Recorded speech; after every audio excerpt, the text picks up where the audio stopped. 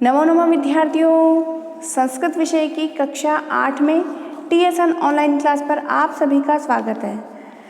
विद्यार्थियों, previous video में हमने रुचिरा तृतीय भाग है जो आप लोगों की संस्कृत विषय की जो पाठ्य पुस्तक है बच्चों, उसका जो चैप्टर 11 है सावित्रीबाई फुले, इस पाठ का बच्चों हमने अध्ययन किया था। ठीक है, और सावित्रीबाई फुले के जीवन के बारे में सभी कुछ हमने जाना था। ठीक है बच्चों, और आज की कक्षा में बच्चों हम जो आपका चैप्टर 12 है कह रक्षति कह रक्षितः, ये जो पाठ है बच्चों आपका, उस पाठ का बच्चों हम आज अध्ययन करेंगे। सबसे पहले हम इसके जो कठिन शब्दार्थ है वो समझेंगे बच्चों। ठीक है, तो स्टार्ट करते हैं। चैप्टर 12 द्वादश पाठ है, 12वां पाठ। कह रक्षति कह रक्षिता। कह मीन्स कौन, और रक्षति यानी रक्षा करता है, कौन रक्षा करता है। कह रक्षित है, और कौन रक्षित है। रक्षित यानी जिसकी रक्षा की जाए। तो बच्चों प्रस्तुत पाठ, ये जो पाठ है बच्चों, ये जो पाठ है प्रस्तुत पाठ स्वच्छता तथा पर्यावरण सुरक्षा को ध्यान में रखकर सरल संस्कृत में लिखा गया एक संवादात्मक पाठ है। संवादात्मक पाठ, संवाद किसको बोलते हैं? जो डायलॉग श्रेणी में डायलॉग होते हैं ना, जिसमें अपन आपस में जो उसमें पात्र होते हैं आपस में कॉन्वर्सेशन करते हैं। ठीक है ना, तो डायलॉग कैटेगरी का ये पाठ है बच्चों। इसमें डायलॉग्स दिए गए हैं, आपस में बच्चे हैं वैभव, परमिंदर, विनय, जोसेफ, रोजलिन। ठीक है ना बच्चों, तो ये हमारे चैप्टर में आपस में जो है ये परमिंदर, जोसेफ वगैरह सब हैं, विनय, ये सब आपस में जो संवाद शैली में डायलॉग की तरह से आपस में जो वार्तालाप कर रहे हैं, कॉन्वर्सेशन कर रहे हैं, और किस टॉपिक पे कर रहे हैं? पर्यावरण सुधार के संदर्भ में ये लोग आपस में बात करते हुए दिखाई दे रहे हैं हमें बच्चों। अभी हम पढ़ेंगे चैप्टर में। ठीक है ना, तो आपको समझ में भी आएगा कि बच्चों ये जो पाठ है वो स्वच्छता तथा पर्यावरण सुधार को ध्यान में रखकर सरल संस्कृत में लिखा गया एक संवादात्मक पाठ है। और हम अपने आसपास के वातावरण को किस प्रकार स्वच्छ रखें तथा यह भी ध्यान रखें कि नदियों को प्रदूषित न करें, वृक्षों को न काटें, अपितु अधिकाधिक वृक्षारोपण करें और धरा को शस्य श्यामला बनाएं। शस्य किसको बोलते हैं? फसलों से युक्त बनाएं, हरी भरी बनाएं हम धरा को। प्लास्टिक का प्रयोग कम करके पर्यावरण संरक्षण में क्या करें? हम अपना योगदान करें। इन सभी बिंदुओं पर इस पाठ में क्या की गई है? चर्चा की गई है। और पाठ का आरंभ कुछ मित्रों की बातचीत से होता है जो कि सायंकाल में दिन भर की गर्मी से व्याकुल होकर घर से बाहर निकलते हैं। ठीक है बच्चों, तो बच्चों हम इस पाठ को पढ़ेंगे, लेकिन उससे पूर्व हम जो पेज नंबर 88 पर जो कठिन शब्दार्थ दिए गए हैं शब्दार्थ हेडिंग से बच्चों, पहले हम उन्हें समझ लेते हैं। ठीक है, पेज नंबर 88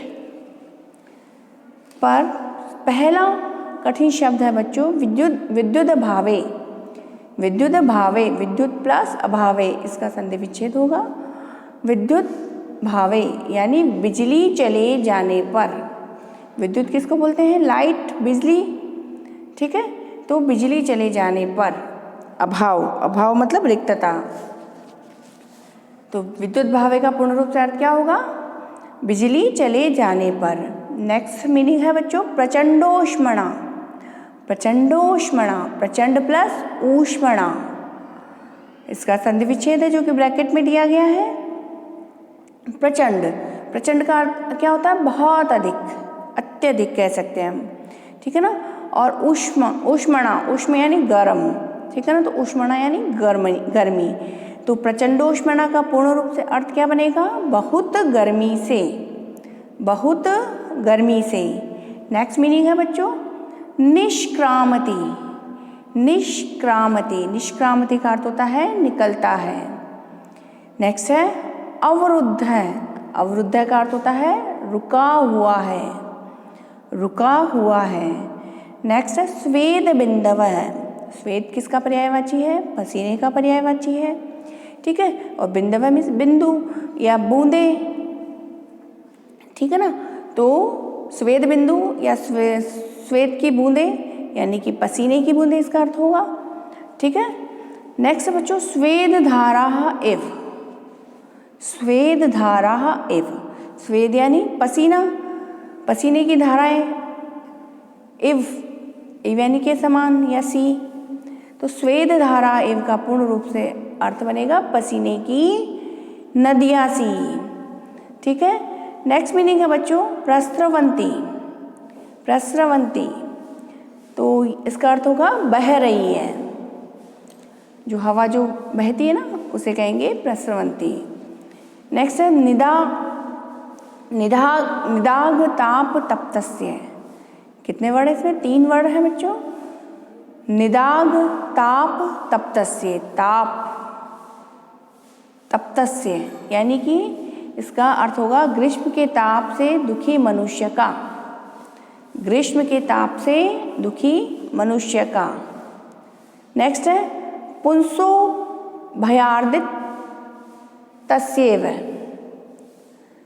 पुंसो भयार्दि तस्येव, भयादि मीन्स भयभीत मनुष्य के समान। पुंस किसके लिए है? मनुष्य के लिए। एव यानी ही या समान, तो भयभीत मनुष्य के समान को क्या बोलेंगे? पुंसो भयार्दि तस्येव। नेक्स्ट है ऊपरीगामी सेतु नाम। ऊपरीगामी सेतु नाम, सेतु किसे कहते हैं? पुल को कहते हैं।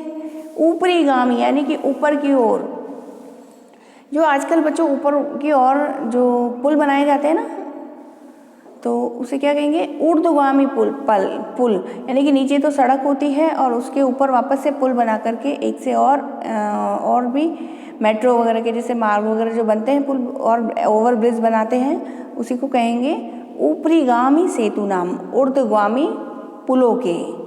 ठीक है। नेक्स्ट मीनिंग है बच्चों कर्त्यन्ते। कर्त्यन्ते, कर्त्यन्ते का अर्थ होता है काटे जा रहे हैं। नेक्स्ट है वहनीना। वहनीना का अर्थ होता है बच्चों आग से। नेक्स्ट है दह्यते। दह्यते मीन्स जलाया जाता है, जलाया जाता है। नेक्स्ट है चेत। चेत का अर्थ होता है शायद। नेक्स्ट है अवकर भांडारम। अवकर भांडारम, अवकर किसे कहते हैं?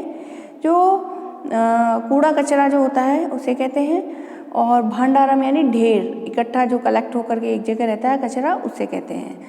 ठीक है ना। तो अवकर भांडारम का पूर्ण रूप से अर्थ होगा कूड़े के ढेर को। नेक्स्ट है बच्चों प्लास्टिक स्यूतानी। प्लास्टिक स्यूतानी यानी कि स्यूता। स्यूता हमने पूर्व में भी पढ़ा है बच्चों। स्यूता का अर्थ होता है थैले, बैग्स।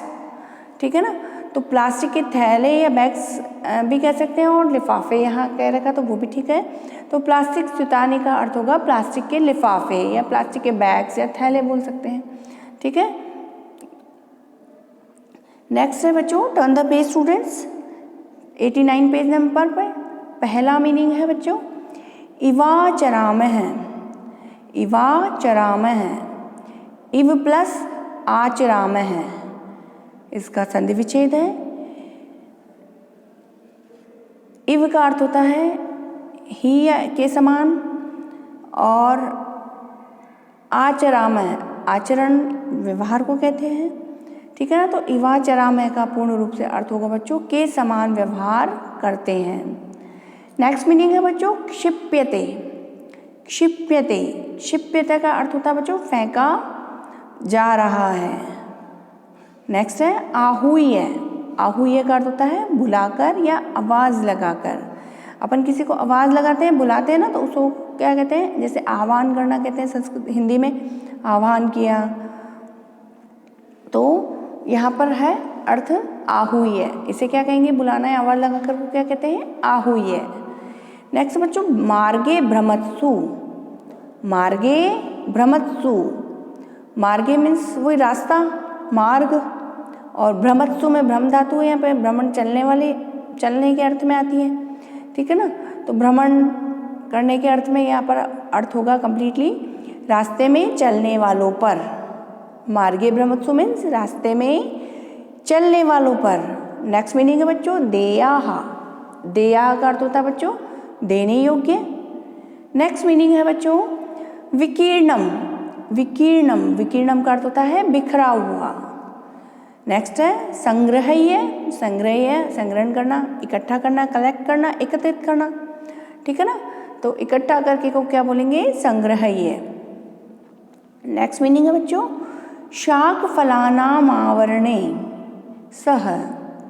रिपीट करती हूँ मैं, शाक फलानामा वर्णई सह। एक साथ अगर आप नहीं बोल पाते तो इस तरह से बोल सकते हैं शाक फलानाम आवर्णई सही सह।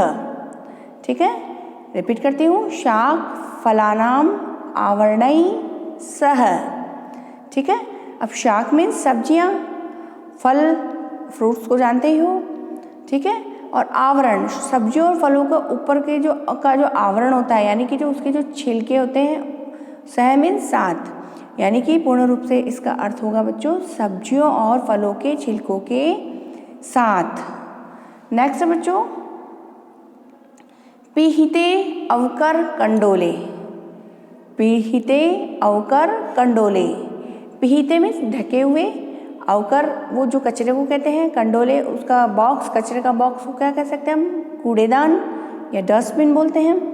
ठीक है ना, तो पीहिते अवकर कंडोले यानी ढके हुए कूड़ेदान में, जो डस्टबिन ऊपर से कवर वाला डस्टबिन होता है ढक्कन वाला, उसे क्या कहेंगे पीहिते अवकर कंडोले। नेक्स्ट है बच्चों कार्पासेन यानी कपास से, चर्मणा यानी चमड़े से, और आलपंत यानी बात करते हुए। अंतिम मीनिंग है बच्चों आलपंत। आलपंत यानी बात करते हुए।